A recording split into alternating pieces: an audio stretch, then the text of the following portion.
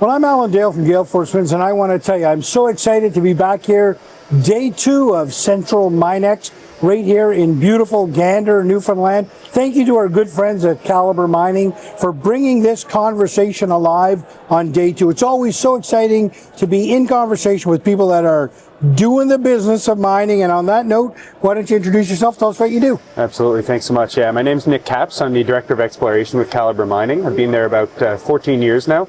So I started with Marathon Gold, who picked up the Valentine project in 2010, and I've been working there ever since. And it's been really exciting to see Caliber take it over and really bring it to that finish line.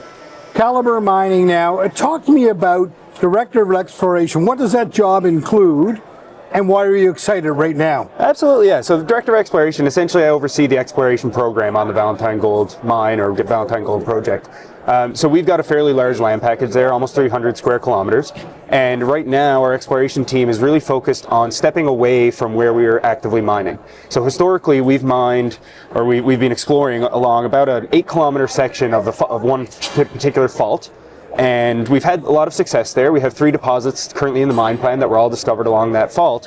But as I said, we've got a 300-kilometer land package. So for us as explorers, as exploration geologists, we're really looking at stepping away from that and seeing what other potential there is on this property. I think there's, something of this scale has a lot of potential. If you look at similar projects in, the Abitibi or other major greenstone belts, you don't usually have an isolated pocket of mineralization like this. Mm-hmm. It's usually part of a larger package. And I think that's where we are right now is we've sort of scratched the surface. But what's really exciting for me is you start seeing, we have this one major fault, and off from that you're starting to see these splays or secondary faults related to that. And in a lot of areas, that's where you see a lot of the really strong mineralization. So we're starting to map out some of these additional structures, starting to drill some of these areas, and really seeing what potential there is on this property for growing this, both in terms of total ounces on the property and extending the mine life of the Valentine Gold Mine. Nic, for the benefit of the audience, that there will be people here that completely understand exploration, but there will be other people that are looking at this and scratching their head and saying, how does all of this work? How do we explore a gold mine in Newfoundland? Just can you give us a 101 on that? Absolutely, yeah. So generally there's a few steps to exploration. So a lot of times you'll start with prospecting. So basically that's boots on the ground, somebody walking through the woods, looking at outcrops, looking for rocks that they find, seeing what they look like, characterizing them both in terms of what the rock actually is, whether there's any mineralization in it, and then they'll send that to a lab who'll tell us, in our case, how much gold there is, but a lot of people are looking for copper or base metals or critical minerals of various different types. So once you find an area that has a few grab samples of interest, the next step is usually you'd go in and do some trenching, which basically means scraping off some of the outcrop to get a better picture of what the lithology looks like underneath, or what the bedrock looks like underneath. And then again, if that holds promise, then you would do potentially some drilling. So we usually use diamond drilling in Newfoundland. There's also reverse circulation drilling, which diamond drilling you get a nice long tube of core essentially, whereas reverse circulation you get basically chips, rock chips like gravel. There's benefits to both. A lot of times RC drilling is used in areas where you don't have a lot of water because it's basically an air pressure and it doesn't require water to actually drill. Diamond drilling I like because you get a lot more information out of the full piece of rock. And then following diamond drilling, again, it's sort of a pyramid, an upside down pyramid. The prospecting, you cover a broad area and you're sort of refining. You get to your diamond drilling, and generally you're not going to do that without a significant target. And the idea with the diamond drilling is eventually you would drill enough that you're comfortable connecting some of the dots between these diamond drill holes, and you build a resource. So basically a resource means you are comfortable calculating how much, again in our case, gold is in the ground, and you would then build that into sort of an economic assessment to figure out, okay, is this something that's actually mineable? Right. AI find its place in there? More and more. So there are companies out there that are leaning into AI in mining. A lot of the focus there is around parsing through a lot of data very quickly. Right. So one of the things, especially in Newfoundland, there's been a lot of historical exploration. And there's so much data available out there. The government has a fantastic website that they basically compile all this data on. But for a human to look through all that, it takes hours and days and weeks. So a lot of the AI software, what they do, or they at least claim to do, is they can take all of that data, stack it on top of each other, and essentially generate targets. And those, it's essentially a heat map. Right. So they'll be able to say, okay, there's whatever signature it is in each geochemical layer, geophysical layer, whatever it is, they all overlap in this area. So that's somewhere maybe you should go and do some further investigation. 14 years you've been at this with this particular group. Have you seen much growth in automation in the process? Or is it still very...